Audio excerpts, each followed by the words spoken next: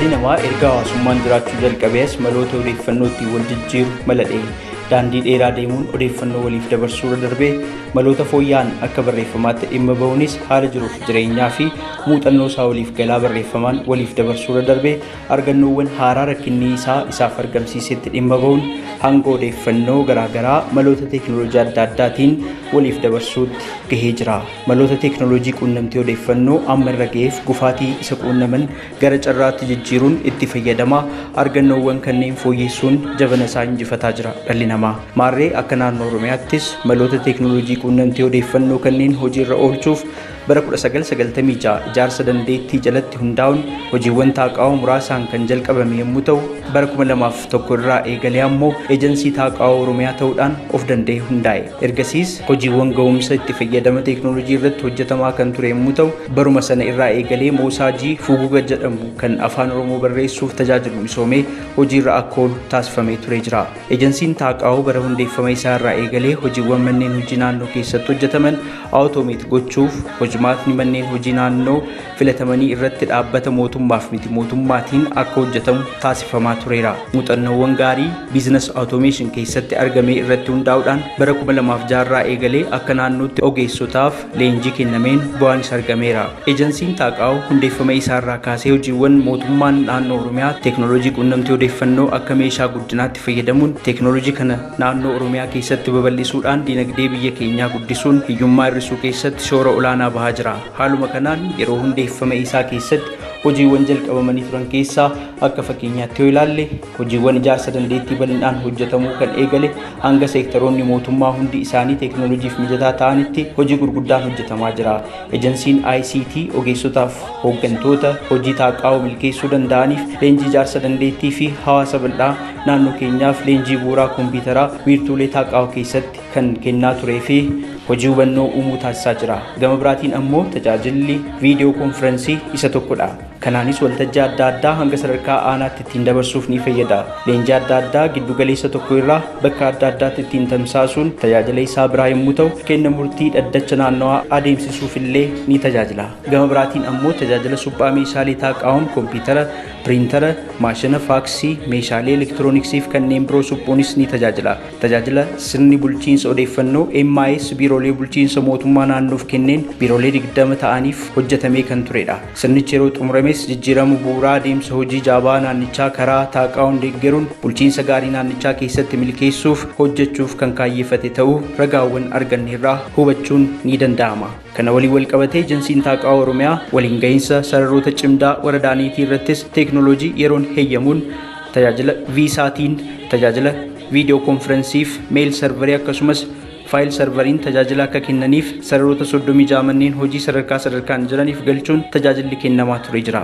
Bara 2011 ejensiin taaqaa'oo Oromiyaa fi ejensiin misooma saayinsii fi teekinooloojii Oromiyaa walitti makamuun maqeeffama abbaa taayitaa saayinsii fi teekinooloojii Oromiyaa jedhamuun erga hojii jalqabee kaasee tiraansfoormeeshinii dijitaalaa Oromiyaa keessatti babal'isuuf dookumentii dijitaal Oromiyaa jedhu qopheeffatee jira. Erga jijjiiramaa asitti gama teekinooloojii quunnamtii odeeffannoodhaan jijjiiramoota gurguddaa galmeessaa kan jiru ta'uu irraa kan ka'e teekinooloojii yeroo ammaa irra gaheen tajaajiloota maanuwaaliin hojjetamaa ture bu'uuraalee taaqaa'oo isaa fooyyeessuun manneen hojii keessatti hanga sadarkaa gandaa qaqqabsiisuun tajaajiloonni hawaasaaf kennaman akka fooyya'anii fi ammayyaa'an taasisee jira.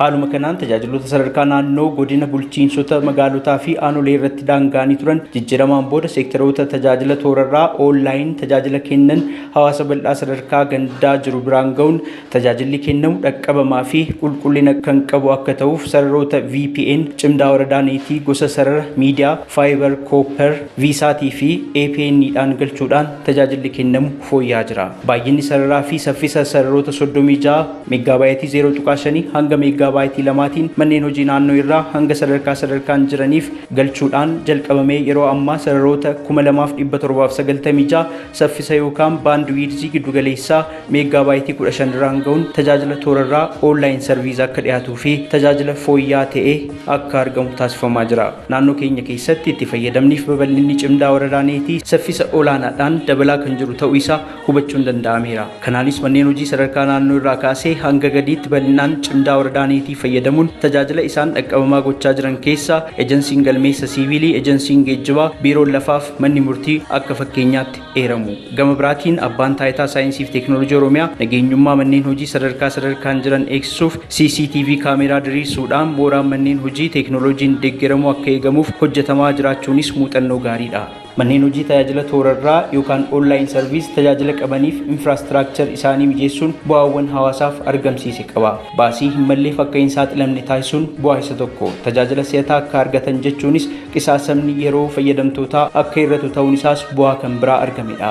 Gama mootummaanis baasii maxxansa galmeewwan adda addaatiif ba'u akka hir'atu taasifamee jira. Gaggeessitootni naannoo hojii isaanii irraa osoo hin fagaatiin gamaggamniif orienteeshiniiwwan adda addaa akka kennaman taasisuun dadhabbiin hooggansaa qisaasamni yeroo fi bajataa akka irratti ta'ee jira. Walumaa galatti sirni diriirsa cimdaa mootummaa naannoo Oromiyaa bara 1996 irraa jalqabuun seektoroota 36 keessatti kan eegale yommuu ta'u bara 2017 keessa cimdaa mootummaa yookaan waradaa neetiin naannoo keenya keessatti tajaajila walquunnamtii odeeffannoo, kenna tajaajila elektirooniksii fi daataa saffisaa olaanaan gatii xiqqaadhaan dhaabbilee mootummaaf kennaa jira. Kenniinsi tajaajila elektirooniksii dhaabbileen cimdaa mootummaa irratti kennamu yeroodhaa yerootti dabalaa waan dhufeef mootummaan jijjiirama cimdaa saffisaan fooyya'aa ta'ee fi nageenyummaan isaa eegame fedhii jiru waliin wal simsiisuuf babal'isaa jira.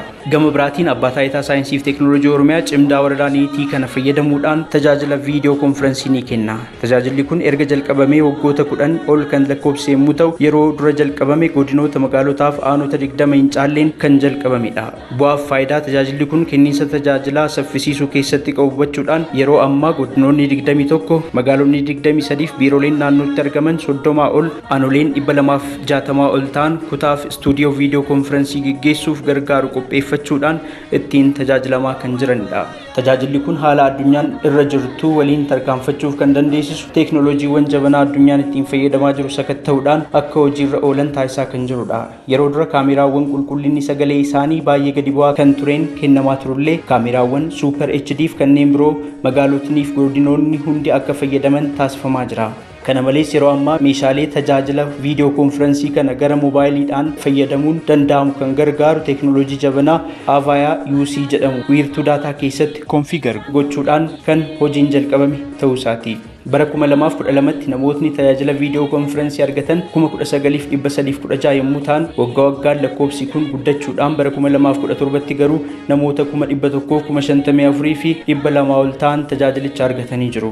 Tajaajiloota yeroo ammaa viidiyoo konferensiidhaan kennamaa jiran keessaa muraasa isaanii isiniif haa qoonnu. Inni tokko dhaddacha mana murtiif tajaajila kennamu yommuu ta'u hawaasni oliyyannoof socho'uun osoo hin barbaachisin bakkuma jiran jechuunis aanaa yookaan godina jiran irraa tajaajila argachuu akka danda'an taasisee jira. Gama manneen sirreessaan ammoo to'atamaan yookaan sirreeffamaan tokko mana sirreessaa keessaa ba'uun osoo irraan eegamin murtii isaa iddoo jiru taa'ee akka hordofu dandeessisee jira. Hojjetaan mootummaa naannoo Oromiyaa komii fi tajaajiloota oliyyannoo qabu kamiyyuu bakka jiru taa'ee tajaajila kana akka argatu taasisuufis ni oola. Tajaajila kanaan faayidaawwan argaman keessaa ammoo hawaasni tajaajila kana bakkuma jiraatutti waan argatuuf bu'aa bahii fi gidiraa garaagaraa irra gahaa ture hambisee jira. Mootummaanis baasii hir'isuudhaaf qisaasama yeroo hambisuudhaa fi balaawwan garaagaraa akka hir'atan taasisuu danda'ee jira. Ammoo wiirtuu daataa yookaan daataa seenterii fi kaayyoonni naannoo Oromiyaaf qabu haa ilaallu. Giddugalli daataa dhaabbata kompiitaraa neetwoorkiin sirna kuusaaf bu'uuraalee shallaggii dhaabbileen daataa baay'ee kuusuu adeemsisuuf yookaan piroosesii gochuu fi raabsuuf itti fayyadamanidha. Abbaan taayitaa saayinsii fi teekinooloojii Oromiyaa akka mootummaa naannoo Oromiyaatti wiirtuun daataa galmoota misooma bulchiinsaa diinagdee fi hawaasummaa isaa deeggaruuf qabeenya teekinooloojii murteessaa ta'ee tajaajila. Daataa seenterii duraanii jechuun sirnoota kanneen meeshaalee kompiitara dhuunfaa yookaan PC, workstation yookaan mainframe irratti hundaa'anii ofiin hojjetan yookaan standalone yommuu ta'u innis bara 1998 irraa jalqabee hanga bara 2000tti kan turedha. Humni kuusuu daataa isaa teeraabaaytii 5 ture. Inni lammaffaan immoo daataa seenterii walitti makaa yookaan converged computing kan jedhamudha. Innis qabeenya kompiitaraa garaagaraa compute storage fi networkingii bakka tokkotti walitti fiduun haala walitti makamee hojjetu keessatti qindaa'u jechuudha. Bara 2000 jalqabee hanga bara 2014tti kan ture yommuu ta'u humni kuusuu daataa isaa immoo teeraabaaytii 138 fi qabxii 8 ture. Inni sadaffaan wiirtuu daataa haaraa yookaan waliin hojii namaa fi kompiitaraati. Kunis qorannoo fi qajeelfama sirna itti namoonni koompiyuutara waliin hojjetan ilaallatudha. Kaayyoon isaa deeggarsa interfeesii salphaa bara 2015 qabee kan hojiirra jiru yommuu ta'u, humni kuusuu daataa isaa teeraabaaytii 889 qabxii 9dha.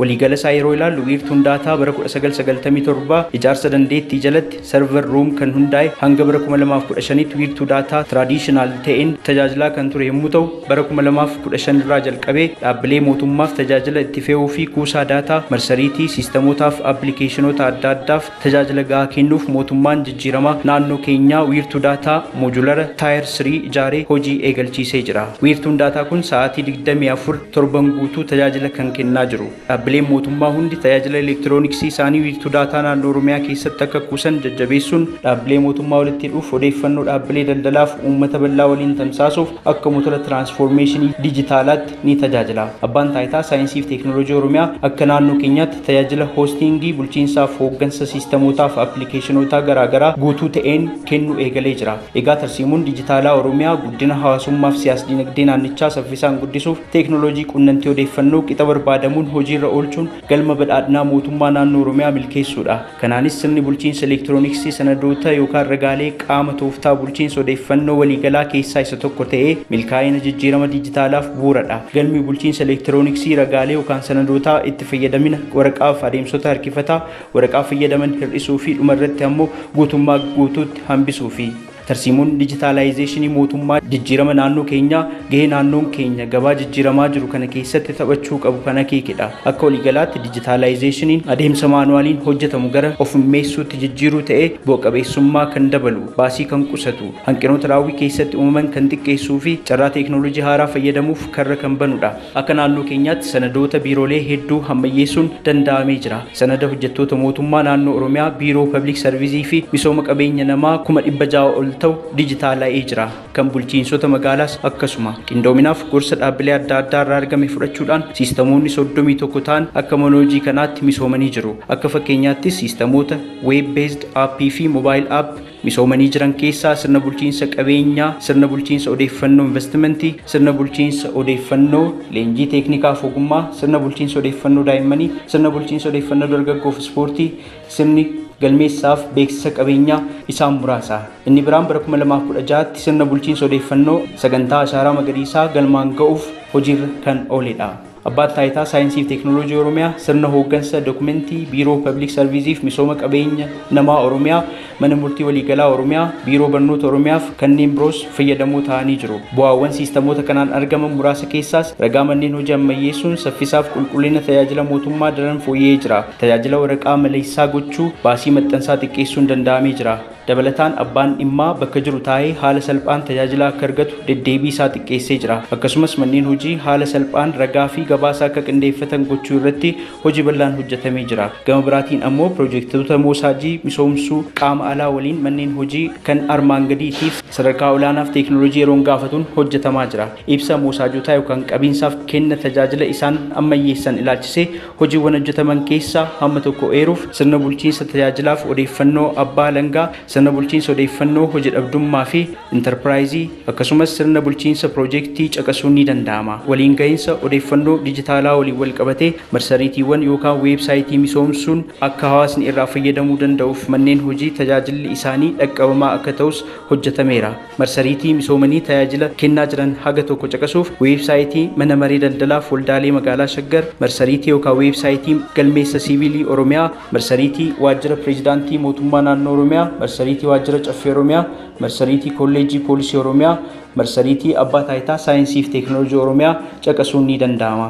Mee hojiiwwan abbaa taayitaa saayinsii fi teekinooloojii Oromiyaatti gama nageenyummaa saayibariitiin hojjetaman haa ilaallu. Nageenyummaa saayibar ispees naannoo qindeessuu hoogganuuf to'achuu ilaalchisees waan isinitti himnu qabna. Bu'uuraaleen dijitaalaa Oromiyaa naannoo hanga aanaa walitti hidhamanii fi nageenyummaan isaanii eegamee milkaa'ina tarsiimoo dijitaalaa fi badhaadhina naannoo Oromiyaatiif gahee bakka bu'iinsa hin qabne kenna. Haa ta'u malee itti fayyadamni teekinooloojii saffisaan babal'achuun isaa saaxilamummaa nageenya saayibarii fi balaa saayibarii fidaa jira. Balaawwan saayibarii kunniin teeknooloojiin odeeffannoo, sirni teeknooloojii hojii fi qaamolee haardweerii fi sooftiweerii kanaan wal qabatan akka nageenya qabaniif ejjennoo nageenya saayibarii waliigalaa mootummaa naannoo cimsuun ni barbaachisa. Kana irratti sadarkaa naannoo hamma aanaatti nageenya saayibarii cimsuuf cimnaan hojjetamaa jiraachuu ragaaleen ni agarsiisu.